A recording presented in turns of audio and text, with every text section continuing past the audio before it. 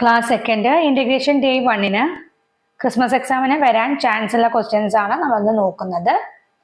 അതിലെ ആദ്യത്തെ പ്രവർത്തനം വായിക്കാം എഴുതാം എന്നാണ്. വായിച്ച് ചോദ്യങ്ങൾക്ക് ഉത്തരം എഴുതൂ എന്നാണ് കേട്ടോ. അപ്പൊ നമുക്ക് വായിക്കാം, അതിനുശേഷം ചോദ്യങ്ങൾക്ക് ഉത്തരം കണ്ടെത്താം കേട്ടോ. കുഞ്ഞനാനയും കുട്ടനുറുമ്പും നീലിമലക്കാട്ടിലേക്ക് യാത്ര പോയി. പുഴയും മലയും കടന്ന് അവർ നീലിമലക്കാട്ടിലെ ഞാവൽ മരച്ചുവട്ടിലെത്തി.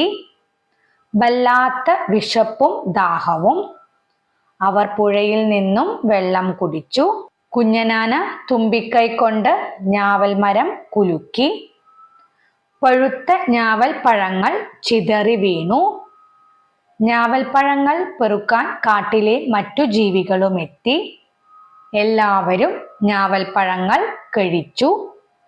വയറ് നിറഞ്ഞപ്പോൾ എല്ലാവരും പാട്ടുപാടി കളിച്ചു. ഇനി നമുക്ക് ചോദ്യങ്ങൾ നോക്കാം അല്ലെ. ആരൊക്കെയാണ് നീലിമലക്കാട്ടിൽ പോയത് എന്നാണ്. ആരൊക്കെയാണ് നീലിമലക്കാട്ടിൽ പോയത്? കുഞ്ഞനാനയും കുട്ടനുറുമ്പുമാണ് അല്ലെ. അപ്പൊ കുഞ്ഞനാനയും കുട്ടനുറുമ്പും എന്ന് എഴുതാം കേട്ടോ. രണ്ടാമത്തെ ചോദ്യം, ദാഹിച്ചപ്പോൾ അവർ എന്താണ് ചെയ്തത്? എന്താ അവർ ചെയ്തത്? അവർ പുഴയിൽ നിന്നും വെള്ളം കുടിച്ചു അല്ലേ.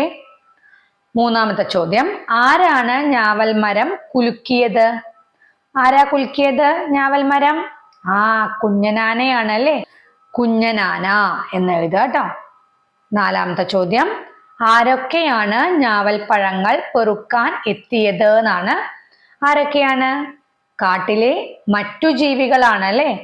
കാട്ടിലെ മറ്റു ജീവികൾ എന്ന് എഴുതുക. അവസാനത്തെ ചോദ്യം, വയറ് നിറഞ്ഞപ്പോൾ എല്ലാ ജീവികളും എന്താണ് ചെയ്തത് എന്നാണ്. എന്താ ചെയ്തത് വയറ് നിറഞ്ഞപ്പോൾ? എല്ലാവരും പാട്ടുപാടി കളിച്ചു അല്ലേ. അപ്പൊ എന്താ എഴുതേണ്ടത്? എല്ലാവരും പാട്ടുപാടി കളിച്ചു എന്ന് എഴുതുക കേട്ടോ. പ്രവർത്തനം 2, തിന്നാം തിന്നാം. നീലിമലക്കാട്ടിൽ നിന്ന് തിരികെ വരുന്ന വഴിയിൽ പഴംപൊരിയുടെ മണം കിട്ടിയ കുഞ്ഞനാന തുമ്പിക്കൈ നീട്ടി. ഒരു തട്ടുകട അവരുടെ കണ്ണിൽ പെട്ടു. അവിടെ എന്തെല്ലാം ആഹാരങ്ങൾ വരച്ചു ചേർക്കൂ എന്നാണ് പറഞ്ഞിരിക്കുന്നത് കേട്ടോ. അപ്പൊ തട്ടുകടയിലുള്ള ആഹാരങ്ങളാണ് ഇവിടെ കൊടുത്തിരിക്കുന്നത് കണ്ടോ. ഇഡലി, ദോശ, വട, ചപ്പാത്തി, ഇടിയപ്പം, ഇലയട, ബജ്ജി, പഴംപൊരി, പുട്ട്. ഇത്രയും ആഹാരങ്ങളുടെ പേര് കൊടുത്തിട്ടുണ്ട് അല്ലെ. എണ്ണയിൽ ചുടുന്നവ എന്നുള്ളതിലേക്ക് കണ്ടോ വട വരച്ചു ചേർത്തിട്ടുണ്ട്. അതുപോലെ ഓരോ ആഹാരങ്ങളും എങ്ങനെയാണ് പാചകം ചെയ്യുന്നത്? അത് എണ്ണയിൽ ചുടുന്നവയാണോ അതോ ചുട്ടെടുക്കുന്നവയാണോ അല്ലെങ്കിൽ ആവിയിൽ വേവിക്കുന്നവയാണോ? ബോക്സുകൾ ആദ്യം എഴുതിയതിനു ശേഷം വരച്ചു ചേർക്കുക കേട്ടോ ഓരോ ആഹാരങ്ങളും. അപ്പൊ ഇഡ്ഡലി എന്ന് പറയുന്നത് നമുക്കറിയാം ആവിയിൽ വേവിക്കുന്നവയാണ്. അപ്പൊ ആവിയിൽ വേവിക്കുന്ന ആഹാരങ്ങൾ ഇതിലുണ്ട് അല്ലെ. അപ്പൊ നമ്മൾ അടുത്ത ബോക്സിൽ എന്ത് എഴുതണം? എണ്ണയിൽ ചുടുന്നവ എന്നുള്ളതിന് ശേഷമുള്ള ബോക്സിൽ ആവിയിൽ വേവിക്കുന്നവ എന്ന് എഴുതുക കേട്ടോ. ഇഡലി എന്ന് പറയുന്നത് ആവിയിൽ വേവിക്കുന്നവയിലേക്ക് വരച്ചു ചേർക്കുക. അടുത്തത് എന്താ? ദോശയാണ്. ദോശ നമുക്കറിയാം ചുട്ടെടുക്കുന്നതാണ് അല്ലെ. അപ്പൊ ഇവിടെ ബോക്സുകളിൽ ചുട്ടെടുക്കുന്നവ തന്നിട്ടില്ലല്ലോ. അപ്പൊ നമ്മൾ എന്ത് ചെയ്യണം? അടുത്ത ബോക്സിൽ മൂന്നാമത്തെ ബോക്സിൽ ചുട്ടെടുക്കുന്നവ എന്ന് എഴുതുക കേട്ടോ. എന്നിട്ട് ദോശ ചുട്ടെടുക്കുന്നവ എന്നുള്ളതിലേക്ക് വരച്ചു ചേർക്കുക കേട്ടോ. അടുത്തത് വട നമുക്ക് തന്നിട്ടുണ്ട്. എണ്ണയിൽ ചുടുന്നവ തന്നിട്ടുണ്ട്. ചപ്പാത്തിയാണ് അടുത്തത് അല്ലെ. ചപ്പാത്തി എന്താ? എണ്ണയിൽ ചുടുന്നവയാണോ ചുട്ടെടുക്കുന്നവയാണോ ആവിയിൽ വേവിക്കുന്നവയാണോ? ഇതിലേതാ? ചുട്ടെടുക്കുന്നതാണ് അല്ലെ ചപ്പാത്തി. അപ്പൊ അതിലോട്ട് വരച്ചു ചേർക്കുക കേട്ടോ. പിന്നെ അടുത്തത് ഇടിയപ്പാണ്. ഇടിയപ്പം നമുക്കറിയാം ആവിയിൽ വേവിക്കുക ചെയ്യുക അല്ലെ. അപ്പൊ ആവിയിൽ വേവിക്കുന്നവയിലേക്ക് വരയ്ക്കുക. അടുത്തത് ഇലയടയാണ്. ഇലയടയോ എന്താ ചെയ്യാ? ആവിയിൽ വേവിക്കുന്നല്ലേ ചെയ്യാ. ആവിയിൽ വേവിക്കുന്നവയിലേക്ക് വരയ്ക്കുക കേട്ടോ. അടുത്തത് ബജ്ജിയാണ്. ബജ്ജി നമുക്കറിയാം എണ്ണയിൽ ചുടുന്നതാണ് അല്ലെ ബജ്ജി. അപ്പൊ എണ്ണയിൽ ചുടുന്നവ എന്നതിലേക്ക് ബജ്ജി വരച്ചു ചേർക്കുക. അടുത്തത് പഴംപൊരിയാണ്. പഴംപൊരിയും എങ്ങനെ തന്നെയാ? എണ്ണയിൽ ചുട്ടെടുക്കുക ചെയ്യുക അല്ലെ. അപ്പൊ എണ്ണയിൽ ചുടുന്നവ എന്നതിലേക്ക് വരച്ചു ചേർക്കുക. അവസാനത്തെ ഏതാണ്? പുട്ടാണ്. പുട്ടെന്താ? ആവിയിൽ വേവിക്കുന്നതാണ് അല്ലേ. അപ്പൊ ആവിയിൽ വേവിക്കുന്നവ എന്നതിലേക്ക് വരച്ചു ചേർക്കുക കേട്ടോ. പ്രവർത്തനം 3, വരികൾ കൂട്ടിച്ചേർക്കാം എന്നാണ്. തട്ടുകടയിലെ പലഹാരങ്ങൾ കണ്ടപ്പോൾ കുഞ്ഞനാന പാടിയ പാട്ട് കേൾക്കൂ. കുട്ടനുറുമ്പിന് പാടാൻ വരികൾ കൂട്ടിച്ചേർക്കൂ എന്നാണ് കേട്ടോ. തട്ടുകടയിലെ പലഹാരങ്ങൾ കണ്ടപ്പോൾ കുഞ്ഞനാന പാടിയ പാട്ടാണ് കേട്ടോ ഇവിടെ കൊടുത്തിരിക്കുന്നത്. അതൊരു പലഹാരപ്പാട്ടാണ്. നമുക്ക് നോക്കാം. ഉരുണ്ടുരുണ്ടൊരു നെയ്യപ്പം, നെയ്യിൽ ചുട്ടൊരു നെയ്യപ്പം, മധുരമുള്ളൊരു നെയ്യപ്പം, രുചിയിൽ കേമൻ നെയ്യപ്പം. നെയ്യപ്പത്തിനെ കുറിച്ചിട്ടാണ് അല്ലേ കുഞ്ഞനാന പാടിയിരിക്കുന്നത്. കുട്ടനുറുമ്പിന് പാടാൻ വേണ്ടിയിട്ട് വരികൾ കൂട്ടിച്ചേർക്കാനാ പറഞ്ഞിരിക്കുന്നത് അല്ലേ. അപ്പൊ അതൊരു പലഹാരപ്പാട്ടാണല്ലോ. ഇവിടെ പറയുന്നത് നെയ്യപ്പം, ഉരുണ്ടുരുണ്ട് നെയ്യപ്പം. പിന്നെ നമുക്കറിയാം നെയ്യപ്പം നെയ്യിൽ ചുട്ടെടുക്കുന്നതാണ് അല്ലെ. പിന്നെ മധുരമുള്ളതാണല്ലോ, അതാണ് മധുരമുള്ളൊരു നെയ്യപ്പം എന്ന് പറഞ്ഞിട്ടുണ്ട്. പിന്നെ രുചിയിൽ കേമൻ നെയ്യപ്പം എന്ന് പറഞ്ഞിട്ടുണ്ട് അല്ലെ. ഇനി ഇതുപോലെ തന്നെ നമുക്ക് വരികൾ ഉണ്ടാക്കണമെങ്കിൽ എന്ത് ചെയ്താൽ മതി, ഉരുണ്ടിട്ടുള്ള വേറെ ഏത് പലഹാര ഉള്ളത് എന്നൊന്ന് നോക്കിയാൽ മതി അല്ലേ.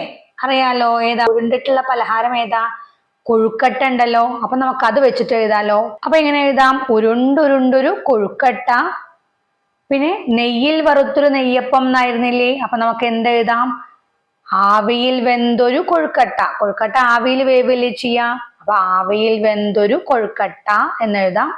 പിന്നെ മധുരം ഉണ്ടായിരിക്കുമല്ലോ കൊഴുക്കട്ടയ്ക്ക്, ശർക്കരയും തേങ്ങയൊക്കെ നിറച്ചിട്ടല്ലേ കൊഴുക്കട്ട ഉണ്ടാക്കുക. അപ്പൊ അങ്ങനെ എഴുതാലോ, മധുരമുള്ളൊരു കൊഴുക്കട്ട എന്ന് എഴുതാലോ. അപ്പൊ മധുരമുള്ളൊരു കൊഴുക്കട്ട, രുചിയിൽ കേമൻ കൊഴുക്കട്ട എന്ന് എഴുതാം അല്ലെ. അപ്പൊ എന്താണ്, ഉരുണ്ടുരുണ്ടൊരു കൊഴുക്കട്ട, ആവിയിൽ വെന്തൊരു കൊഴുക്കട്ട, മധുരമുള്ളൊരു കൊഴുക്കട്ട, രുചിയിൽ കേമൻ കൊഴുക്കട്ട. പ്രവർത്തനം 4, സംഭാഷണം പൂർത്തിയാക്കാം എന്നാണ്. യാത്ര പോയ കുഞ്ഞനാന വീട്ടിൽ തിരിച്ചെത്തി. അപ്പൊ കുഞ്ഞനാന വീട്ടിൽ തിരിച്ചെത്തിയതിനു ശേഷം കുഞ്ഞനാനയും കുഞ്ഞനാനയുടെ അമ്മയും തമ്മിലുള്ള സംഭാഷണമാണ് കേട്ടോ പൂർത്തിയാക്കാൻ പറഞ്ഞിരിക്കുന്നത്. അപ്പൊ കുഞ്ഞനാന അവിടെ എന്താ പറയുന്നത്, അമ്മേ ഞാൻ ഇന്നൊരു യാത്ര പോയി എന്ന് പറയുന്നുണ്ട് അല്ലെ. അപ്പൊ അമ്മ ചോദിക്കുന്നുണ്ട്, എങ്ങോട്ടാ കുഞ്ഞാ നീ പോയത് എന്ന് കേട്ടോ. അപ്പൊ ബാക്കി നമ്മളോട് എഴുതാൻ പറഞ്ഞിട്ടുണ്ട്. അപ്പൊ നമുക്ക് എന്തൊക്കെ എഴുതാം. അപ്പൊ കുഞ്ഞനാന എന്തായിരിക്കും മറുപടി പറഞ്ഞിട്ടുണ്ടാവുക, എങ്ങോട്ടാ പോയത് എന്ന് ചോദിച്ചപ്പോ നീലിമലക്കാട്ടിലേക്ക് എന്ന് പറഞ്ഞിട്ടുണ്ടാവും അല്ലെ. അപ്പൊ അമ്മ എന്തായിരിക്കും ചോദിച്ചിട്ടുണ്ടാവുക, അവിടെ ഒരു ചോദ്യം ഉണ്ട് അല്ലെ. അപ്പൊ അമ്മ എന്തോ ചോദിക്കുകയാണ് ചെയ്തിരിക്കുന്നത്. അപ്പൊ എന്തായിരിക്കും, നീ ആരുടെ കൂടെയാ പോയത് എന്നായിരിക്കുമല്ലോ. അപ്പൊ അത് അവിടെ എഴുതുക കേട്ടോ, നീ ആരുടെ കൂടെയാ പോയത് എന്ന് കേട്ടോ. അപ്പൊ കുഞ്ഞനാന എന്തായിരിക്കും മറുപടി പറഞ്ഞിട്ടുണ്ടാവുക, ആരുടെ കൂടെയാ പോയത് കുഞ്ഞനാന, കുട്ടനുറുമ്പിന്റെ കൂടെ അല്ലെ. അപ്പൊ കുട്ടനുറുമ്പിന്റെ കൂടെയാ പോയത് എന്നെഴുതാം. അപ്പൊ അമ്മ എന്ത് ചോദിച്ചിട്ടുണ്ടാവും, യാത്ര എങ്ങനെ ഉണ്ടായിരുന്നു എന്ന് ചോദിച്ചിട്ടുണ്ടാവും അല്ലെ.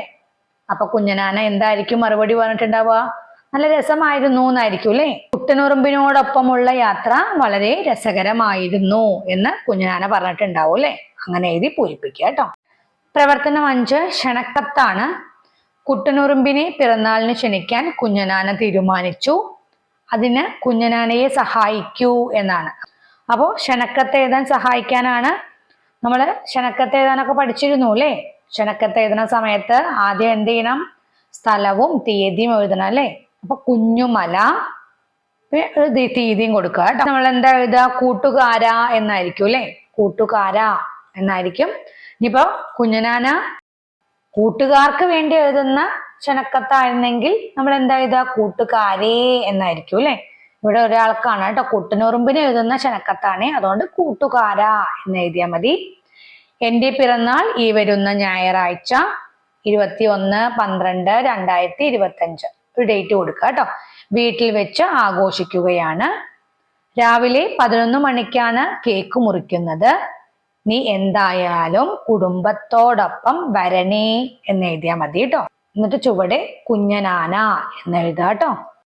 ഇൻഡിക്കേഷൻ ഡേ 1 വരാൻ ചാൻസ് ഉള്ള ക്വസ്റ്റ്യൻസിനോടൊപ്പം തന്നെ ഇൻഡിക്കേഷൻ ഡേ 2 കൂടി നോക്കാം. അതായത് പ്രവർത്തനങ്ങൾ അങ്ങോട്ടും ഇങ്ങോട്ടൊക്കെ മാറി വരാറുണ്ട് കേട്ടോ. ഇൻഡിക്കേഷൻ ഡേ 2 വരാൻ ചാൻസ് ഉള്ള ക്വസ്റ്റ്യൻസ് തന്നതില്ല, ചിലപ്പോൾ അത് ഇൻഡിക്കേഷൻ ഡേ 1 വരാം. ഇൻഡിക്കേഷൻ ഡേ 1 വരാൻ ചാൻസ് ഉള്ള ക്വസ്റ്റ്യൻസ് എന്ന് പറഞ്ഞാൽ തന്നിട്ടില്ലേ, അത് ചിലപ്പോൾ ഇൻഡിക്കേഷൻ ഡേ 2 വരാം കേട്ടോ. അപ്പൊ എന്ത് ചെയ്യണം, പരീക്ഷയ്ക്ക് പോകുന്നതിന് മുന്നേ രണ്ടും ഒന്ന് നോക്കിയിട്ട് വേണം പോവാനായിട്ട് കേട്ടോ.